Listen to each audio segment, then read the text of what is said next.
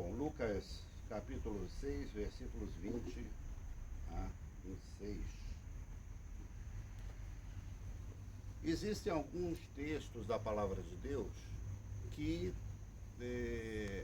ou eles não são lidos,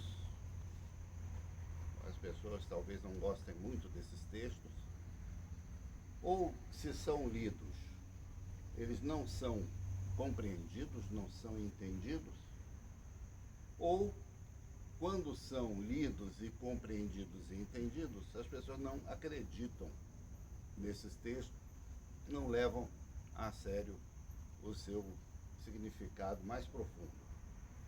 E eu acredito que esse texto de Lucas 6, a partir do versículo 17 e depois do versículo 20, é um desses textos, especialmente se é lido por alguém que se encontra numa posição de mando, de poder, de autoridade, enfim, né? Não é um texto que tem muita simpatia daqueles que estão bem, que estão por cima, que estão no mando. O fato é que a nossa chamada, né, do culto de hoje, ele chama esse texto de Sermão da Planície. Sermão da Planície. Aí vocês devem estar pensando, gente, mas não era Sermão da Montanha? Sermão da Montanha todo mundo já ouviu falar, todo mundo conhece, não é? Pois é. Mas esse sermão aqui, se nós observarmos, né, o contexto dele, realmente ele não é em uma montanha. Ele é num lugar, inclusive num lugar plano, o texto fala disso. Então, o fato é que Jesus, as coisas que ele disse no Sermão da Montanha, ele não disse só uma vez, ele não disse em só um lugar. À medida que ele ia passando pelas cidades, que ele ia conhecendo novos lugares, novas localidades, essa era basicamente a mensagem dele de anúncio do reino de Deus. Então, o Sermão da Montanha não foi um evento programado, disse, olha, hoje é o Sermão da Montanha, então vocês vão lá assistir porque eu vou falar só ali, não é? E vai ficar registrado, vai ficar gravado, vai ser filmado. Não, Jesus, à medida que ele ia caminhando pela Galileia, principalmente, onde ele iniciou seu ministério, ele ia levando essa mensagem para vários lugares. E aqui, ao que parece, foi um dos primeiros lugares onde ele pregou essa mensagem. Nós lembramos que ele estava em Nazaré, e em Nazaré ele então leu o texto do profeta Isaías, capítulo 61,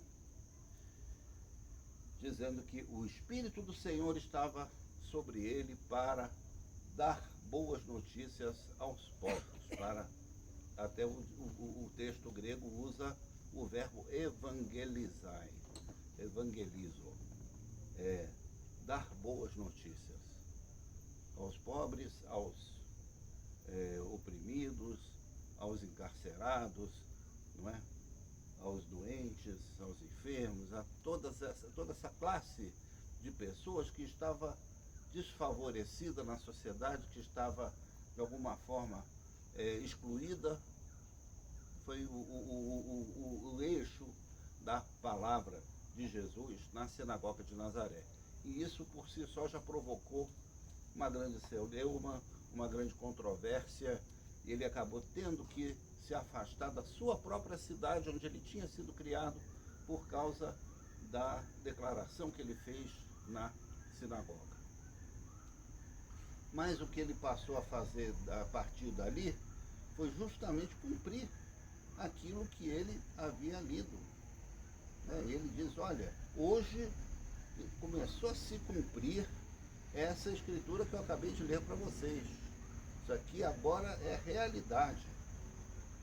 Daqui para frente essas coisas vão começar a acontecer. E aconteceu aqui, por exemplo, nesse local. Depois disso, ele, entre outras coisas, ele subiu sim a um monte, para orar e ficou lá em oração para escolher 12 pessoas, 12 homens, que iriam acompanhá-lo ao longo do seu ministério. E ao descer então do monte, ele chamou então esses 12 homens e eles passaram então a acompanhá-lo, passaram a segui-lo onde ele ia, 24 horas por dia estavam na sua companhia. Esses eram então os famosos discípulos de Jesus. Mas havia outros discípulos, não é? Porque quando ele desce do monte e chama os discípulos, ele encontra mais discípulos ali naquele lugar onde ele chegou depois de descer do monte. Então, a comunidade de discípulos de Jesus nunca foi só os 12.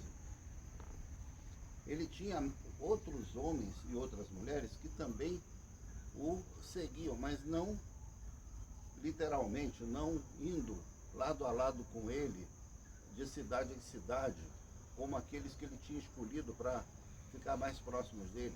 Haviam outros que, por uma circunstância ou por outra, não tinham tido esse chamado de acompanhar Jesus no dia a dia. Não é? Mas ali começou a se construir uma grande comunidade de discípulos, que a gente viu lá no dia de Pentecostes, por exemplo, que tinha mais ou menos 120 pessoas. 120 pessoas, seguidores de Jesus Cristo. Além dos 11 que tinham sobrado depois da morte de Judas Iscariotes. Não é? Então, sempre Jesus formou uma comunidade em volta de si. E o chamado, né, a figurinha usada, né, a imagem usada no chamado desse culto, dessa pregação para a nossa divulgação, na capa do nosso vídeo, no YouTube, ela retrata aqui uma cena africana, porque ela foi elaborada no projeto Jesus Mafa. Jesus Mafa, um projeto de retratar cenas do Evangelho a partir do dia a dia da etnia Mafa, no norte da República dos Camarões. Eu gosto muito das imagens que eles produzem, porque, afinal de contas, a realidade, a cena africana, ela está muito mais próxima das cenas da antiguidade, né, do que as cenas renascentistas e, enfim, que artistas do Ocidente costumam retratar nos seus quadros, nas suas representações no ministério de Jesus, né? Nós vemos aqui, por exemplo, nessa figura, um homem, né, que seria uma representação de um Jesus negro com uma túnica vermelha. E ele falando a pessoas espalhadas em volta de uma árvore. Muitas crianças, um portador de deficiência sem uma das pernas, um amputado, com a sua muleta, não é? Muitas mulheres, várias com crianças de colo nas costas, como é costume africano, não é? E ele, esse Jesus retratado aqui, falando debaixo de uma árvore, que também é uma simbologia africana muito forte, porque na África as árvores são os lugares onde os sábios, os mestres e os reis também, não é? Os reis se assentavam. A árvore tem o sentido de realeza, né? Existe uma frase, né? Mulemba Xangola, a árvore real de Angola, né? A árvore da realeza de Angola. Era debaixo de uma mulembeira que os reis do Ndongo falavam para o seu povo, para os seus súditos. E aqui Jesus também fala debaixo da copa de uma árvore. e fala para pessoas simples que o cercavam ali. Então acredito que o discurso de Jesus, esse sermão da planície, tenha sido também nesse ambiente simples, nesse ambiente aberto, e muito parecido com o que temos aqui hoje, ao ar livre, né, embaixo de uma mangueira. É o que nós estamos vivenciando aqui, sem ter combinado nada. Ninguém combinou com a neoenergia de não ter luz aqui na igreja hoje para a gente fazer essa celebração. Mas vejam como o Espírito de Deus age. Né? Fiquem atentos a isso. Então, nesse cenário que daquele tempo e do nosso tempo também, é que Jesus começa a dizer, né? Bem, né? Então, Jesus, olhando para os seus discípulos, ou seja, os 12 e mais dezenas que estavam ali, e ele diz: bem-aventurados são vocês, os pobres, porque o reino de Deus é de vocês. Bem-aventurados são vocês que agora têm fome, porque serão saciados. Bem-aventurados são vocês que agora choram, porque vocês vão de rir. Um discurso que vai exatamente na contramão do discurso do poder daquela época, da dominação romana da Judéia, da Galileia, de toda aquela região. Imperava a lei do exército mais forte do mundo, mais poderoso, o exército romano. E a paz era imposta por essa força armada. Mas não só daquela época. Esse discurso hoje, fevereiro de 2025, ele vai exatamente na contramão do discurso dos poderes que governam o mundo. Porque o que está imperando hoje é o quê? É exatamente a lei do mais forte. É a lei do mais poderoso. Não é? É isso que a gente tem lido nos jornais, é isso que a gente tem visto na mídia, é isso que a gente tem encontrado, anunciado todos os dias nas mídias, nas televisões, não é? Então, que bom ser o mais forte, coitado dos fracos, coitado de quem é pobre, não é? Coitado de quem não tem poder, porque esse daí vai ser perseguido, vai sofrer, vai ser excluído.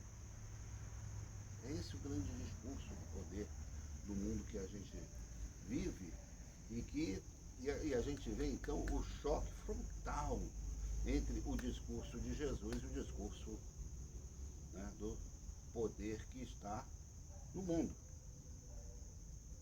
Não que ele tenha sido muito diferente, mas vez por outra o pessoal disfarça um pouquinho, não é?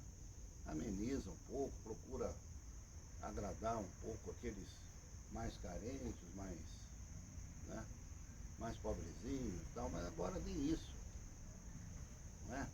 Então, é verdade, e aí muitas pessoas leem esse texto e procuram fazer uma interpretação, uma releitura e tudo, espiritualizando o texto, não é? Então, dizendo, olha, Jesus aqui está falando dos pobres, mas assim, aquelas pessoas que têm um espírito pobre, entendeu? Um espírito humilde, né? Aqueles que têm fome, mas têm fome e sede de justiça, não é? Não é aquela fome que faz a barriga da gente roncar, não é? E por aí eu procuro fazer uma coisa muito alegórica, né? E que eu acho até legítimo, porque realmente Jesus nos chama aqui por meio desse discurso a ter consciência de que não importa a nossa riqueza, não importa que riqueza a gente queira apresentar diante de Deus, ela não tem validade. ela não tem validade, ela significa compromisso. Quem é rico tem obrigações diante de Deus, né? Mas não autoridade diante de Deus, de maneira nenhuma. Não é? Então, essa leitura espiritualizada, muitas vezes, né, da pobreza, ela precisa ser vista com muito cuidado. Até porque,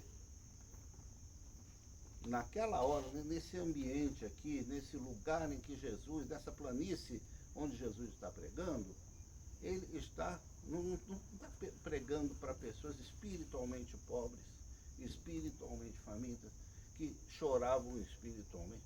Não, ele estava pregando para pessoas de carne e osso, que eram pobres mesmo, talvez não miseráveis, assim, não absolutamente jogadas, não é? Não era o lumpen proletariado da Galileia que estava ali. Mas eram pessoas muito simples. Eram pessoas que não desfrutavam, não tinham, não dispunham de poder político para intervir historicamente ou politicamente na sociedade. Não é? Então eram pessoas pobres, sim. E aqueles que tinham fome, eles tinham fome mesmo, de alimento. Né? Passavam realmente fome no seu corpo, sofriam isso. E aqueles que choravam mesmo lágrimas de pessoas extremamente humanas. Não eram lágrimas filosóficas, poéticas, não é? Então é muito importante a gente não perder de vista, né, essa literalidade da pregação de Jesus, da forma que ela aconteceu. Por mais que ela possa ter, sim, desdobramentos espirituais, que a gente possa fazer uma leitura mais ampla da fala de Jesus. Correto? Então ele diz, né, bem-aventurados são vocês quando as pessoas os odiarem, expulsarem da sua companhia, insultarem e rejeitarem o nome de vocês como indigno por causa do Filho do Homem. Aqui Jesus está remetendo a uma experiência que ele mesmo tinha sofrido. Ele mesmo tinha acabado de ser rejeitado na sinagoga de Nazaré, ele mesmo tinha sido perseguido, as pessoas começaram então a querer colocar sua vida em risco, não é? E pessoas que eram seus amigos já de infância viraram as costas para ele. Ele estava vivenciando uma experiência de rejeição muito concreta, muito imediata. E ele, então, repassa essa mesma experiência para aquelas pessoas e dizem, olha, se vocês passarem pela mesma coisa que eu estou passando, vocês, felizes de vocês são privilegiados. Né? Esse termo bem-aventurados, ele tem várias traduções, alguns traduzem como felizes, outros como abençoados. Aqui tem um sentido assim, olha, vocês estão muito bem. Se vocês estão no caminho certo, é esse o caminho.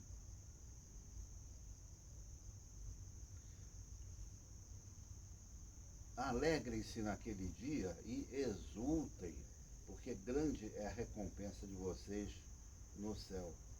Porque os pais dessas pessoas fizeram o mesmo com os profetas. Aqui Jesus resgata a ligação do seu ministério com o ministério dos profetas do Antigo Testamento. E ele menciona vários, ele menciona Zacarias, ele menciona Jonas, menciona vários daqueles profetas que foram perseguidos no Antigo Testamento. E ele também sabia que ia ter, no final, um desfecho parecido. Ia ser morto pelo poder, mas ia ressuscitar. Aí sim, a diferença. O fato é que alegrem-se naquele dia e exultem. Esse exultar tem o verbo utilizado, que é o verbo saltitar, pular, não é? É aquela alegria assim de quem dança, né? De quem vibra, né? Não é só a alegria de ter um sorrisinho assim, não, é uma coisa contagiante, né? Então, esse é o verdadeiro sentido da alegria que Jesus convida os seus discípulos.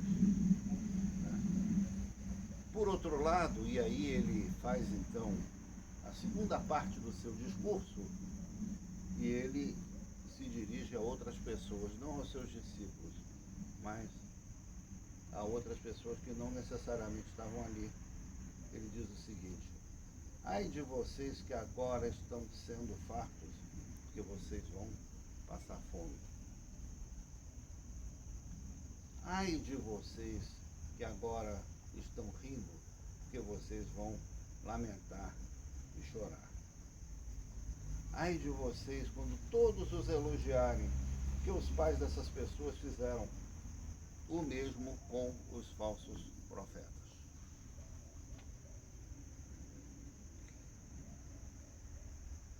O pastor Eugene Peterson, teólogo, ele interpreta essas passagens aqui dizendo: olha, coitados de vocês que se deram bem, né, que estão por cima, porque isso é o máximo que vocês vão conseguir. A partir daí é só descida, vocês não vão passar disso. Não vão passar disso. Ao passo que aqueles que estavam na pobreza, estavam na fome, estavam no sofrimento, eles tinham todo um caminho para percorrer, toda uma graça para alcançar no reino de Deus. No reino de Deus, esses que eram justamente aqueles que os exploravam, aqueles que estavam no exercício da autoridade na Galileia no tempo de Jesus, esses, o futuro deles era sombrio. A situação atual muito favorável, tudo muito tranquilo, mas daí para frente, a partir da vinda do reino de Deus, não havia mais para onde ir. E é dessa forma então que ele se dirige, né, àqueles, né, aos ricos, porque vocês já receberam a consolação. O desejo de prosperidade que a gente vê, né, em muitos cristãos hoje em dia, ele reflete muito isso. Aquela vontade de receber já aqui na terra, já nessa vida, todas as bênçãos do reino de Deus. Né? Porque o ser próspero não significa só ter uma vida, digamos assim, confortável. O ser próspero é uma coisa assim, é muita riqueza, muita, né? É ser milionário. É esse o verdadeiro alvo da prosperidade, não é? Como sinal da bênção de Deus. E isso não bate com aquilo que Jesus prega. Amém. Não bate, não tem como, não é? Agora, reflete o quê? Querer receber nessa vida todas as bênçãos do reino de Deus. É isso que ele diz: olha, vocês já receberam a compensação de vocês. Não é? Quando essa vida acabar, acabou isso tudo. É o recado de Jesus. E da mesma forma ele fala, né, daqueles que são fartos, especialmente aqueles que se alimentam daquilo que os pobres deveriam também ter direito. Não é? a fome é produto da desigualdade. Né? Onde muitos não comem, alguém está comendo por eles. Não é? Isso não é uma coisa bastante elementar da nossa da economia mesmo, né? Então, onde existe desigualdade, existe alguém que está muito bem alimentado e milhares que não estão. E Jesus é muito claro nisso daqui. Então, esse discurso de Jesus, ele parece um discurso radical, e entendeu? Mas era essa a boa notícia que Jesus tinha a dar para os pobres da Galileia. Ele avisou que ele ia trazer essa notícia. Né? Então,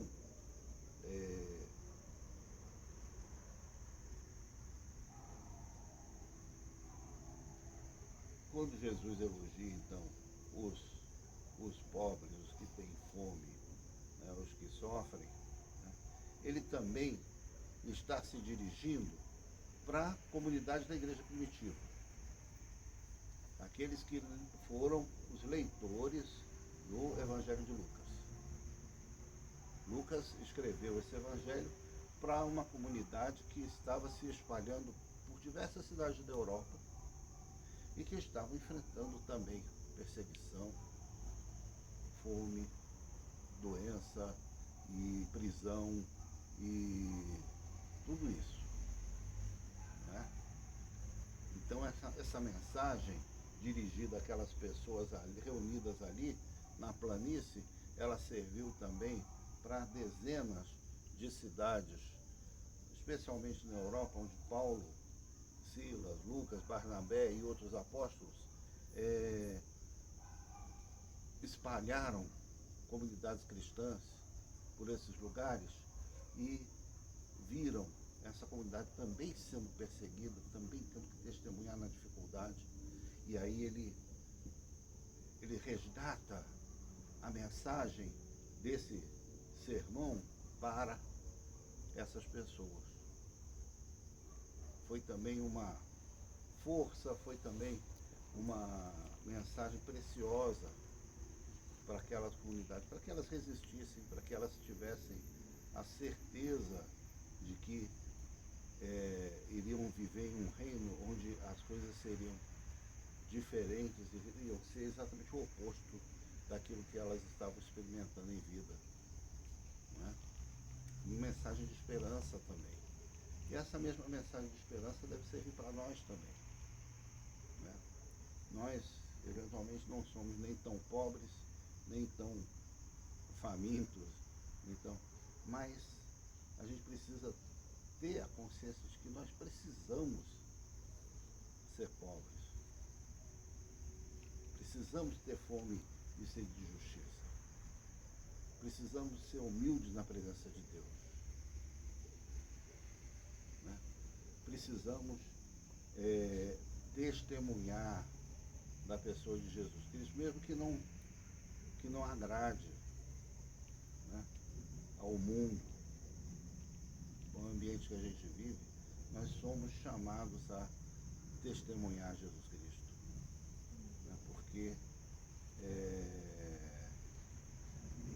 nós mais cedo estávamos discutindo, né, sobre querer agradar o ambiente onde a gente vive, querer agradar as pessoas, não é?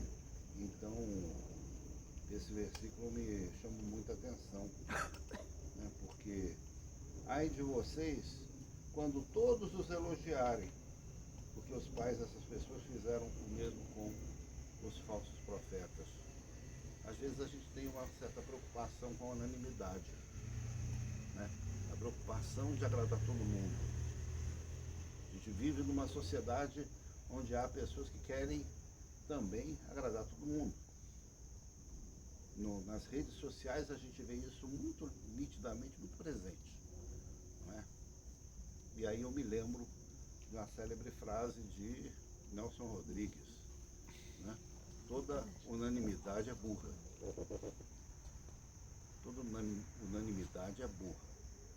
Ela parte de um ambiente onde não está se discutindo, não está se avaliando os dois lados das questões, onde não está havendo a riqueza da contradição, da discussão, tudo, não é?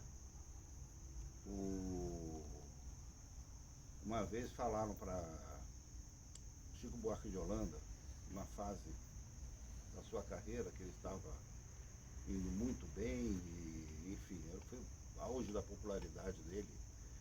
Então perguntaram para ele se ele se considerava uma unanimidade. Ele deve ter lembrado do Nelson Rodrigues, né? Aí ele disse, olha, o problema de ser unanimidade, isso quer dizer que você não fede nem cheira, né? Você não provoca impacto naquilo que você está dizendo. E a gente lembra que a mensagem da música dele não tinha essa... Pelo contrário, né? Ela tinha um lado bem definido, uma visão bem definida da realidade, né? Então são lições que a gente vê por aí afora que devem também chamar a nossa atenção, não é? Se o nosso testemunho de Jesus Cristo agrada a todo mundo, não é? Então a gente precisa também refletir se ele realmente está trazendo essa mesma mensagem radical de Jesus dentro das palavras do Evangelho. Então é essa palavra que eu gostaria de deixar para vocês nessa noite, né, aqui sobre os céus do Lago Norte, em Brasília.